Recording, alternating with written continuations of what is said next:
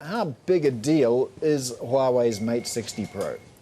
In today's video, we'll delve into the recent developments surrounding the Huawei Mate 60 Pro mobile phone, which boasts the new Kirin 9000's chip. This news has sparked a global frenzy, creating waves of excitement within the tech community and beyond. In just a few days, the revelation that this smartphone is equipped with a chip manufactured in mainland China has sent shockwaves across the United States, Japan, Germany, the United Kingdom, China, and numerous other regions. This significant development holds profound implications as it signifies China's successful challenge to the U.S. chip technology blockade. Let's explore the implications of this groundbreaking news and its far-reaching consequences. The Huawei Mate 60 Pro's launch featuring the Kirin 9000's chip marked a pivotal moment in the tech world. The speed at which this news spread globally is a testament to its significance. This smartphone swiftly gained immense popularity, with online platforms reporting it as sold out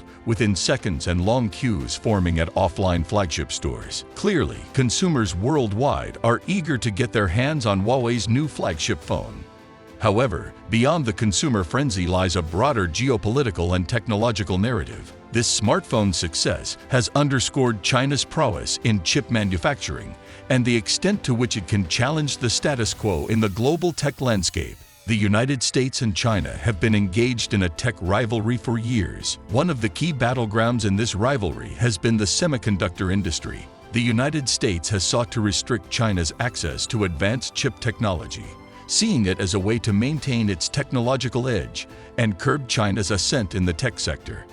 For several years, the U.S. government imposed sanctions on Chinese tech companies, including Huawei, restricting their access to American-made chips. This move was aimed at crippling Huawei's ability to produce high-end smartphones and other tech products. However, these sanctions had unintended consequences and spurred China to accelerate its efforts towards self-reliance in chip manufacturing. In response to the U.S. restrictions on Chinese chips, numerous voices of opposition have emerged, not just from China, but also within the U.S. tech industry.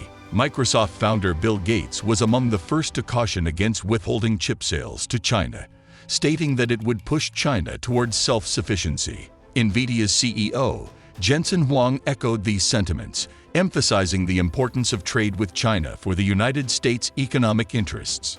Such sentiments have resonated across the semiconductor industry, with many advocating for an end to sanctions on Chinese chips, with the hope of enabling free trade with China. The prevailing view among these voices is that continued restrictions on chip sales will ultimately drive China to become self-reliant, which could undermine the United States' long-term interests in the Chinese market and its own technological leadership.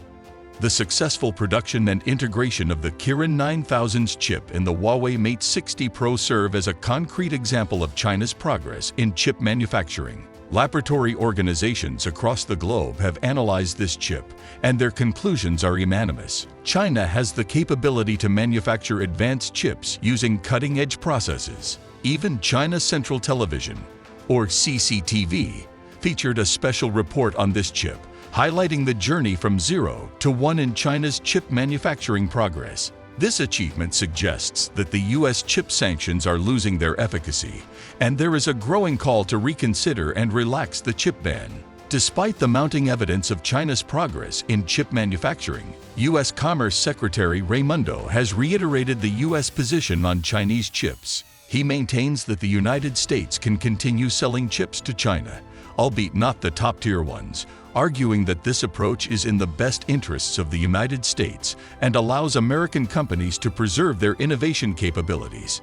Essentially, the United States seems to be adopting a have-it strategy with China. On one hand, it seeks to profit from the vast Chinese market, while on the other, it aims to impede China's technological advancement. The focus has shifted from whether the United States can sell chips to whether China even desires to purchase them. Among the American chip giants, Qualcomm emerges as the most vulnerable player in the wake of the return of Kirin chips and the resurgence of the Chinese mobile phone chip market. In recent years, when Kirin chips faced production challenges, Huawei turned to Qualcomm's Snapdragon processors for their flagship phones. Notably, a report by well-known analyst Ming-Kai Kuo reveals the extent of Huawei's reliance on Qualcomm chips. In 2021 and 2022, Huawei purchased 23 to 25 million and 40 to 42 million Snapdragon chips, respectively. This was a lucrative market for Qualcomm, and other domestic smartphone manufacturers also clamored for Qualcomm chips, particularly during the global chip shortage. However, as the chip shortage abates and Kirin chips make a comeback, Qualcomm faces the imminent risk of losing Huawei's chip orders entirely. This loss not only impacts Huawei, but also puts pressure on other Chinese smartphone manufacturers. The competitive landscape is shifting rapidly, leading to a decline in market share and mobile phone shipments for these companies. With Huawei poised to regain its top position in the market, Qualcomm stands to lose a significant share of chip orders from other Chinese smartphone manufacturers as well. Hence, the label of the biggest loser seems apt for Qualcomm in this evolving scenario. It is imperative for the United States to recognize the reality of the situation. The restrictions on Chinese chips, while ostensibly aimed at safeguarding the U.S. semiconductor industry and preserving its technological leadership, are, in fact, driving China's rapid progress in chip self-research and production. The disassembly report on the Kirin 9000's chip in the Mate 60 Pro underscores its performance at par with advanced manufacturing processes. Additionally, Huawei's achievement of a 90% domestic production rate for the Mate 60 Pro without incorporating any American chip technology signifies its reduced reliance on U.S. components. This transition extends beyond hardware chips, as Huawei has also achieved self-sufficiency in its software operating system, Harmony OS. Ren Zhengfei, Huawei's founder, had previously expressed a desire to learn from excellent American technology. Still, these developments indicate a significant departure from that stance. The United States must understand that persistent restrictions may not bolster its technology sector, but instead, isolate American companies from global markets. Without consumer support and access to international markets, maintaining continuous innovation capabilities becomes a challenge. Moreover, the mid to low-tier chips that the United States is allowed to sell to China may eventually be replaced entirely by China, causing further disruptions in the high-end chip industry chain. In conclusion, the return of Kirin chips and the success of the Mate 60 Pro serve as a compelling narrative in the evolving tech landscape. While the United States attempts to assert control through restrictions, China is steadfastly advancing its chip manufacturing capabilities. Qualcomm, as a major player in this field, faces significant challenges in adapting to this changing landscape. It is high time for the United States to reassess its approach and acknowledge the reality of China's growing self-sufficiency in chip technology. Fostering cooperation and healthy competition in the global tech industry may offer a more sustainable path forward for both nations. What do you think the long-term impact of China's increasing self-sufficiency in chip manufacturing will be on the global tech industry and geopolitics?